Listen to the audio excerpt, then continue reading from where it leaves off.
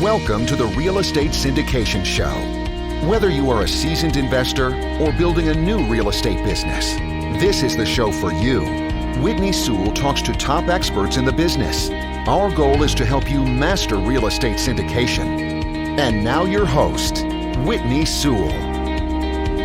This is your daily real estate syndication show. I am your host, Whitney Sewell. Today our guest is Angel Williams. Angel has been involved in real estate investing her whole life, but began her personal real estate investing journey in 2003. She is a co-founder of The Academy Presents and a managing partner of Lauren Capital, LLC. Angel has experience in single-family home rentals, small multifamily home rentals, and passive investing in multifamily syndication deals. I've known Angel for a few years now, her and her husband, Jason, and they have been hustling. They are providing so much free educational content to people through The Academy Presents. I encourage you to look it up. I think they're fixing to do their fourth one, and bringing on experts and interviewing them and putting out amazing content that's teaching people lots of things. But they have been so committed. And I remember the times in the beginning, especially, and we're still hustling every day,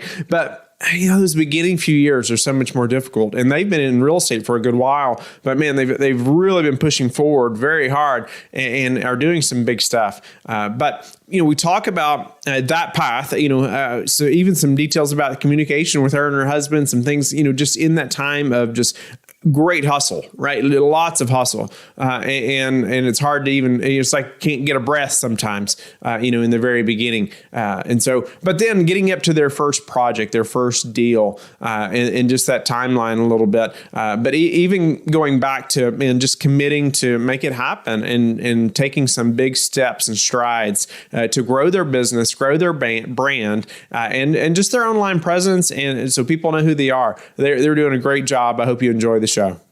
Angel, welcome to the show. I've known you for a couple of years, maybe 3 years now. I'm not even sure. I remember us meeting at the Best Ever conference a few years ago, and it's been incredible to see what you've accomplished. But you all have been hustling like nobody's business. I see you everywhere. You all are, holding events, your meetups.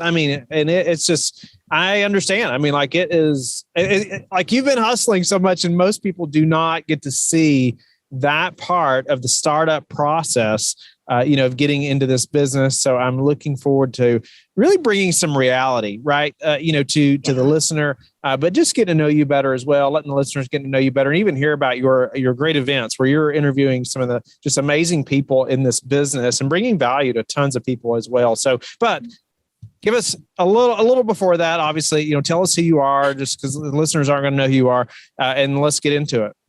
All right. So I am Angel Williams. My husband and I co-founded the Academy Presents Real Estate Investing Rocks. That's where we have basically all of our educational information. It's our educational platform. And then we have Lauren Capital, which is our investing arm.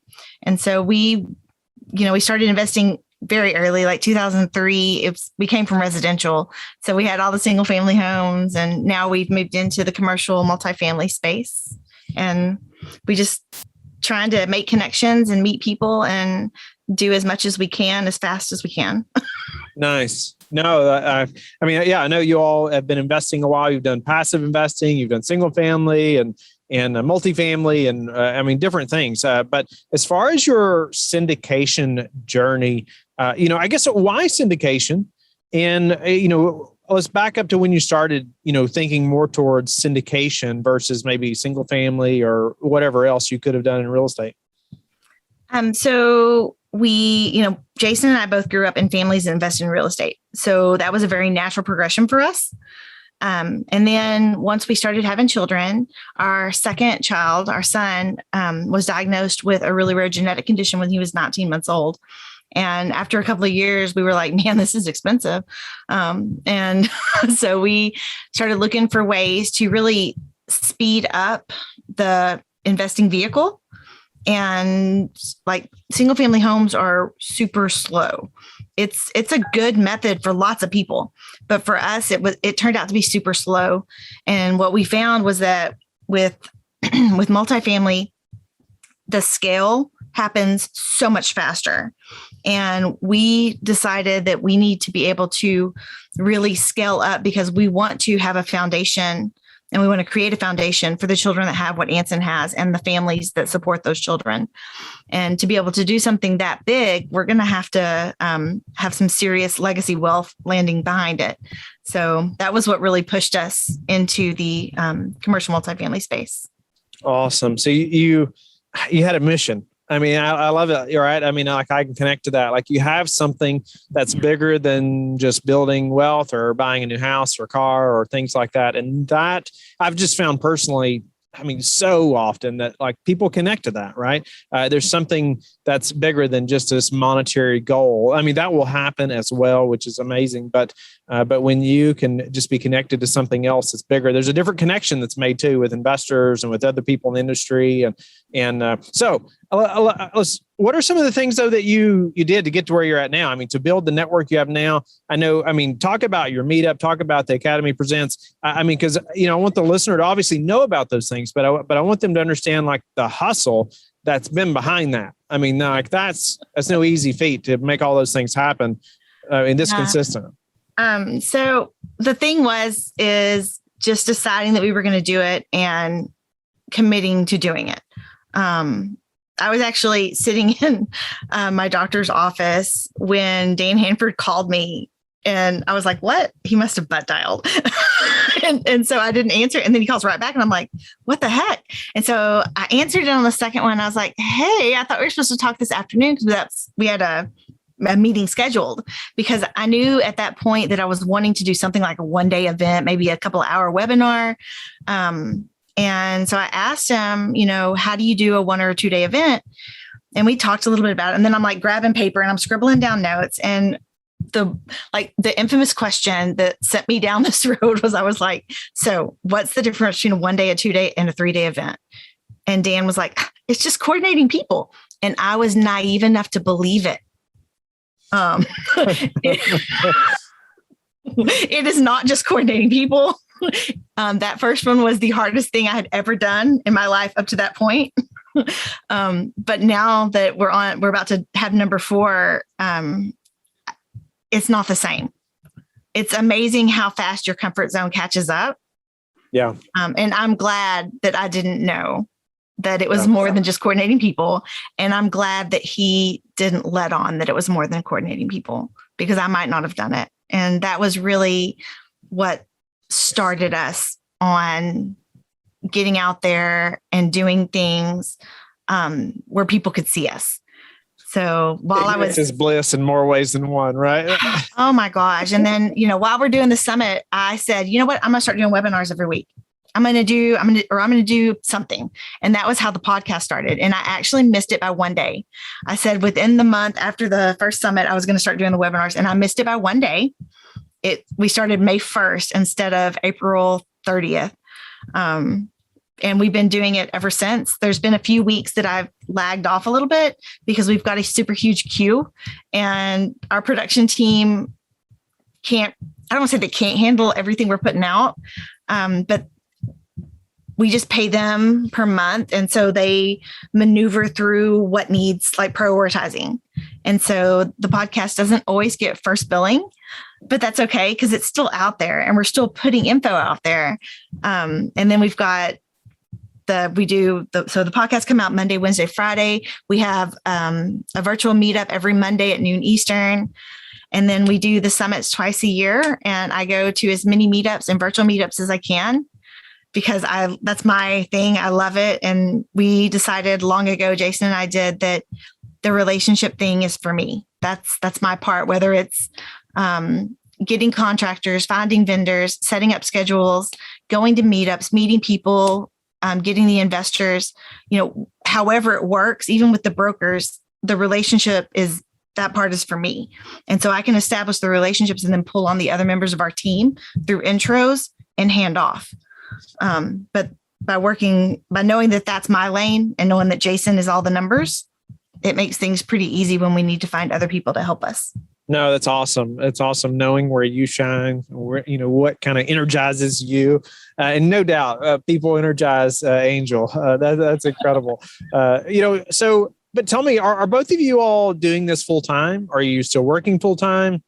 I teach econ at the college level for a couple of different institutions, like 1 or 2 classes a semester. And then Jason is still working his W-2, but the company is moving. And so he will be transitioning. He'll be transitioning into a consulting role because he's not going to change locations with them. Okay. Well, a reason I ask is just like, it just brings more reality to the listener, right? I mean, you all are doing all these things to increase your network, to learn this business, to meet everybody in the business, all these things. But, you're both still, working outside of this as well. Still have family. I was there. I just can completely relate just to the madness, right? Just the chaos. Yeah, it's madness. It's crazy. Yeah.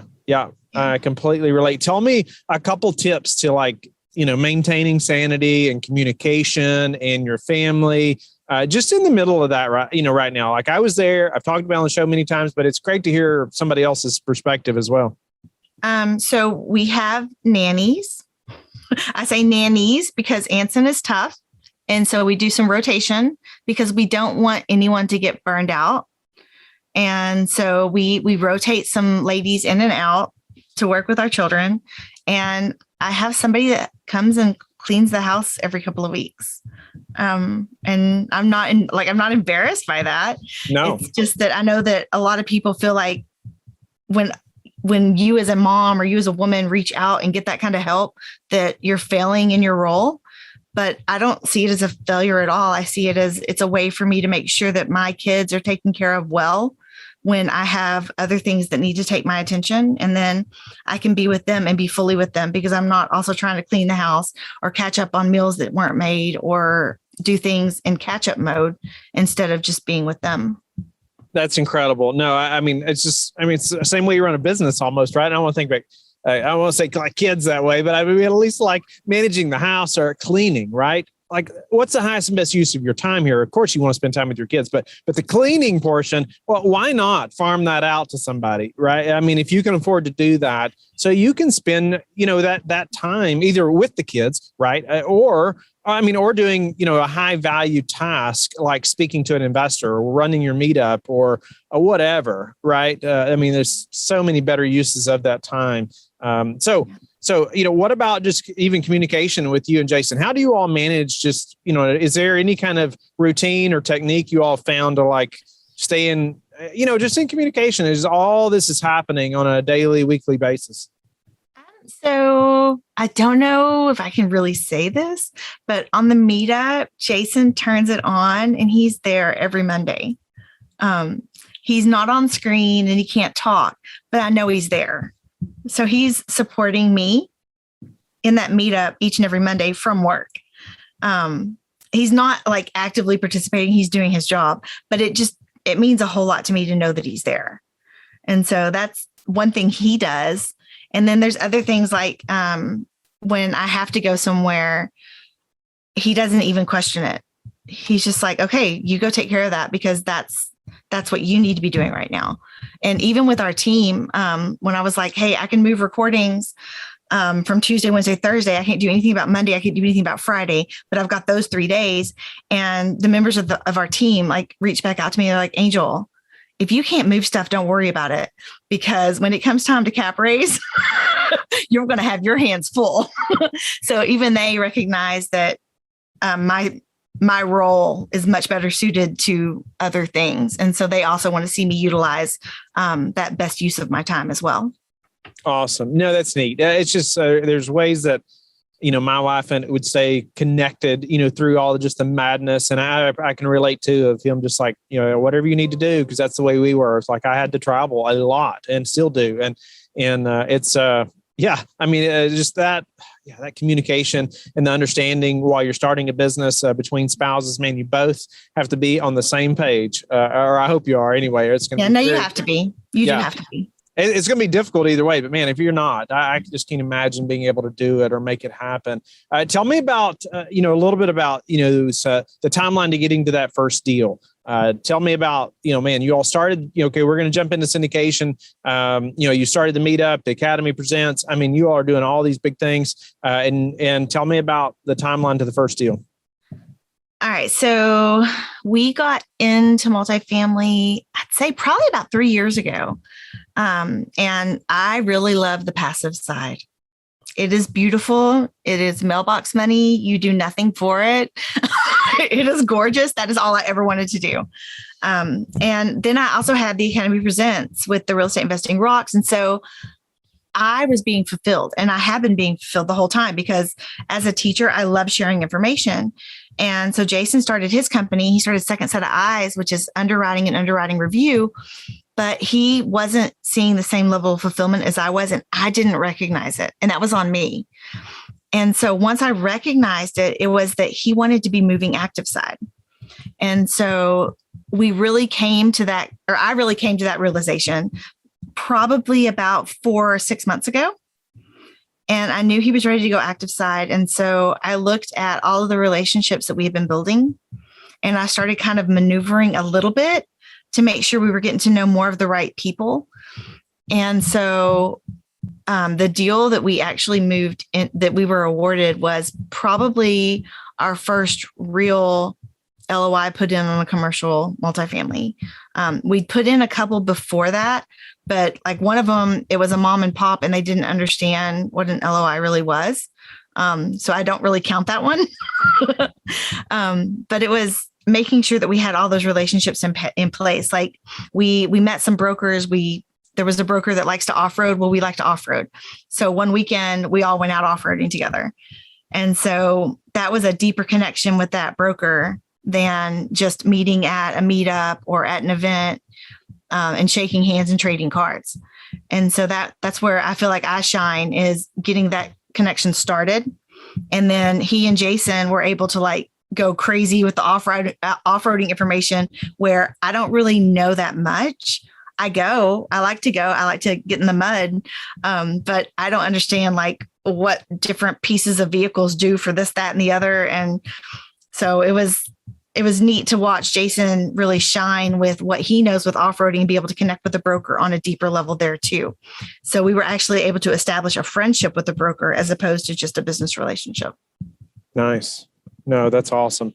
It's just awesome. And getting to the deals too. So many people, including myself, like you were hustling for so long, and there's times you're like, man, is this really going to work? Right? Is it ever going to pay off? Right. How long are we going to continue in this? Amongst other people probably in your life questioning you, right? Why are you doing this? Right. I heard that. I'm sure you've heard that. And people that really care about you too, right? They can't understand why you're putting all this time in.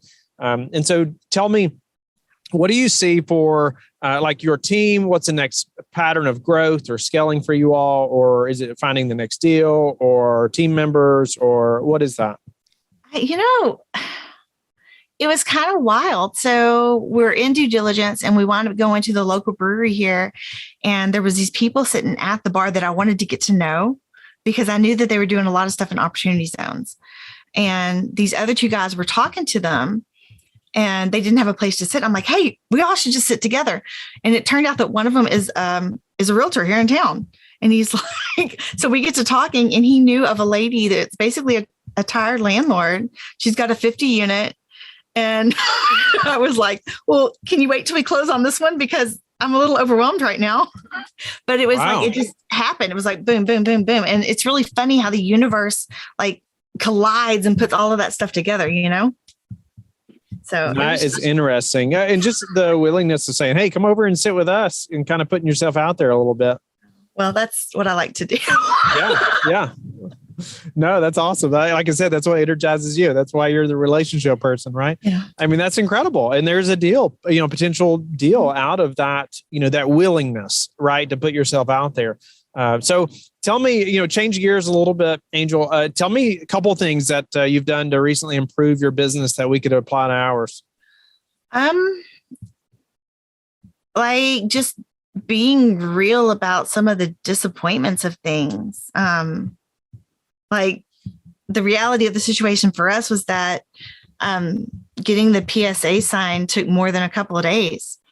And a lot of people will be like, oh yeah, it's quick. It's not. And we got to experience what it's like to have everybody on the phone call, seller, buyer, counsels, brokers. And not everybody gets to experience that. And we got it on deal one. So it's just realizing that you have to really, and I've talked about this before, like discipline your disappointment, because it was disappointing when it kept going back and forth. And it was like, why can't we just agree? And I mean, that's hard. And even in due diligence, when we had no shows or we had people that bailed, or it was hard. And so it was really awesome that we've been in this space for so long that we had a lot of connections so that we were able to replace people as needed. And we were able to maneuver the puzzle pieces, but it was just tough. And had I had a different level of expectation, it would have been even harder.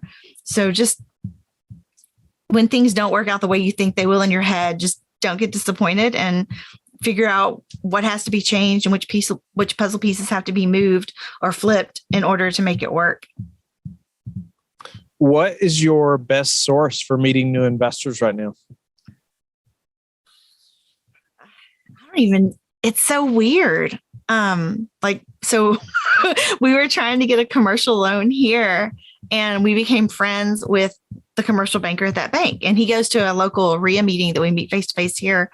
And he came by the property and he was like, hey, I was in the neighborhood. It's like, not really in the neighborhood, but okay. And so he gets out, we're chatting. I'm like, did you want to see what we're doing? He's like, of course I do.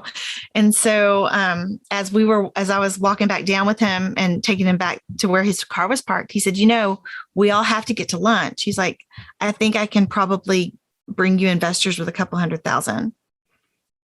And there you go. How did we meet him? We went to him because we were buying a little portfolio of single family homes that fell in our lap, and we needed a commercial loan. So you don't know where you're going to meet people.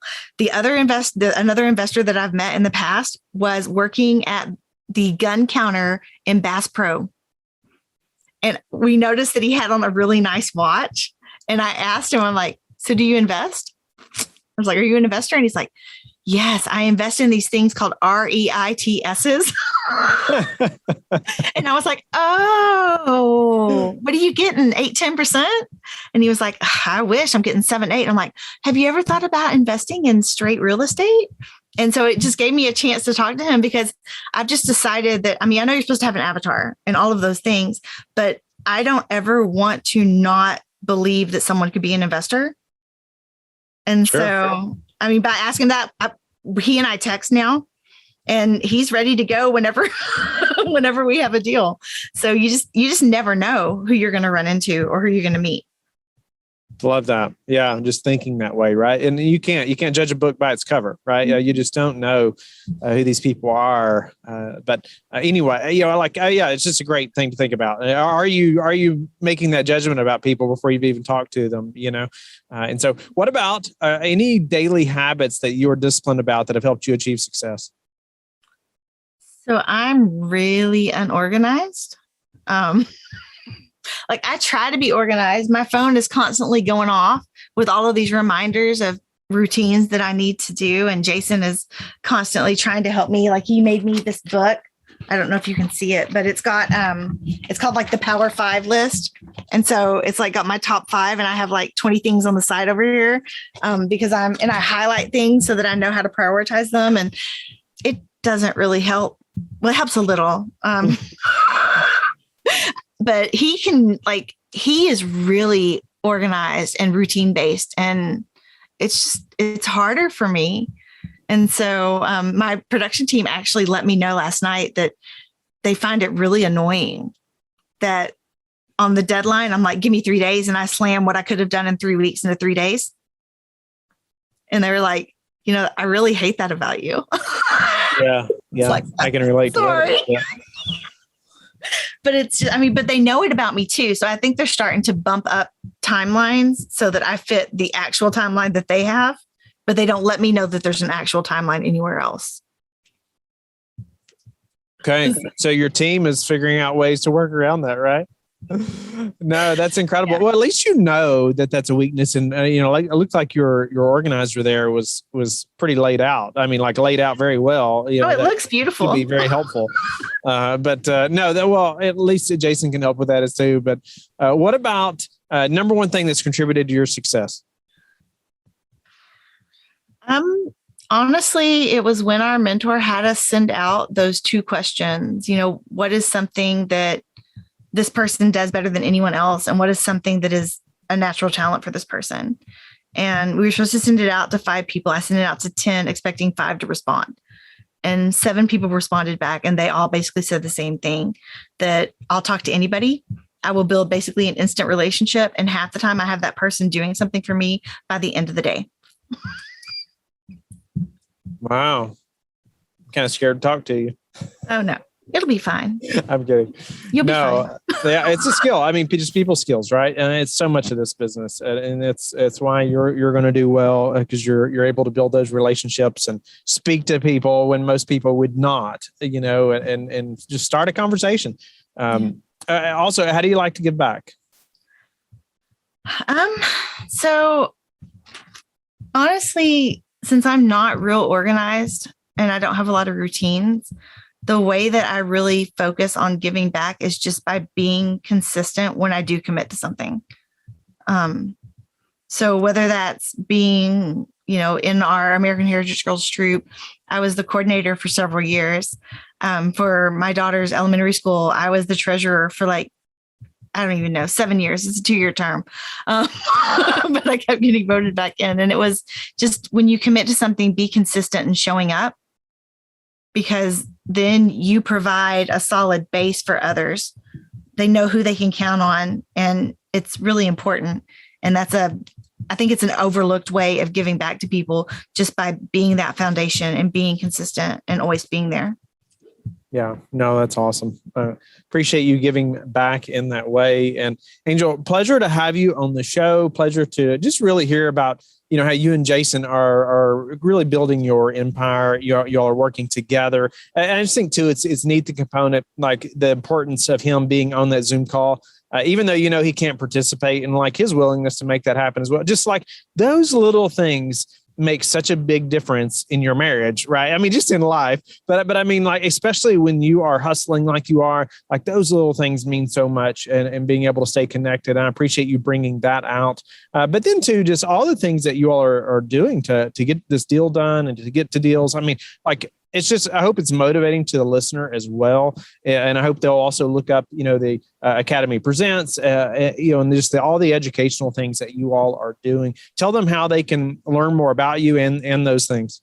Yeah. So probably the easiest way, kind of the all-in-one, is to go to www.theacademypresents.com. You can join the community there, and everything is there. The podcast, the summit, the workshops, the boot camps, the Zoom link is there. Like, everything is there. If you want to go to one place, if you are in any meetups, there's a million of virtual meetups. And if you need links, I can help you out, because I think it's a blast to go to those meetups. And of all the things that could have happened with everything going on, my favorite part has been the move to a virtual landscape, because it has, it's connected people, and it's really evened out the playing field. And when I think about like who's on our team, none of us would be on the team had it not been for that virtual landscape. Thank you for listening to the Real Estate Syndication Show, brought to you by LifeBridge Capital. LifeBridge Capital works with investors nationwide to invest in real estate, while also donating 50% of its profits to assist parents who are committing to adoption. LifeBridge Capital, making a difference, one investor and one child at a time. Connect online at www.lifebridgecapital.com for free material and videos to further your success.